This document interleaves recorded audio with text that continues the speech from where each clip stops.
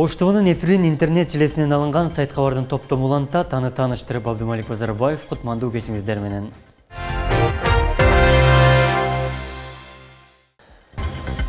Орусия полициясы Москвадагы Василий Блаженский чиркөөсүнүн астынан сүйлөшкөн кызы менен адепке ылайык келбеген сүрөттөргө түшкөн тажикстандык Руслан Бобиев аттуу блогерди кармады.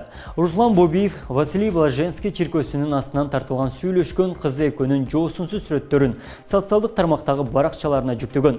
Бул сүрөттөр бир катар интернет колдонуучулардын нараазычылыгын жараткан. Алардын көбү ыйык жайдын астында интимдик сүрөткө түшкөн деп айыптап, блогерди Орусиядан чыгаруу талап кылышкан. Ал эми Руслан Бобиев полиция тарабынан кармалып жасаган жорук үчүн кечирим сураганы маалым болду.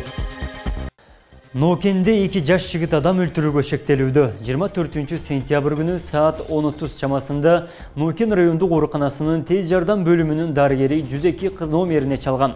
Ал Нокен районунун Масы айыл аймагындагы жол четиндеги эгин талаада адамдын сөөгү жаткандыгын билдирген. Кылмыш ишине шектүү катары Нокен районунун тургундары 19 жана 16 жаштагы жарандар кармалышкан. Шектүүлөр тергөө иштеринин жүрүшүндө окуя кандай болгонун жеринде көрсөтүп беришкен. Окуяга шектүүлөрдүн баш коргоо чарасы Нокен райондук сотунда каралып, шектүү 2 айлык мөөнөткө убактылуу кармоочу жайга киргизилген. Ал эми дагы бир шектүү жашы жетелек өспүрүм болгондуктан Нокен райондук сотунун тергөө судьясы тарабынан ата-энесинин колуна өткөрүлүп берилген. Бишкек шаарында номер 203 маршруттук таксинин айдоочусу эне баланы коляскасы менен кичи автобуска салбай күч колдонуп чыгарып салган окуя катталган. Шаардык мэрия жабырлануучу келинди издеп жатканын кабарлады. 30 сентябрда Бишкекте маршруттук таксинин айдоочусу эне баланы коляскасы менен кичи автобуска салбай күч колдонуп чыгарып салган. Аталган айдоочу иштен алынган. Ленин райондук ички иштер бөлүмү аталган окуядагы айдоочуга майда бейбаштык беренеси менен кылмыш ишин козгоду. 36 жаштагы айдоочу кылган аракети боюнча түшүндүрмөнү берген. Айдоочу 11.500 сом айыпка чыгылды. Ош шаарында 37 жаштагы кишини бычак сайып өлтүрүүгө шектелген 22 жаштагы кыз 1 айга камакка алынды. Кече шектүүнүн баш коргоо чарасы шаардык сотто каралып чечим чыккан.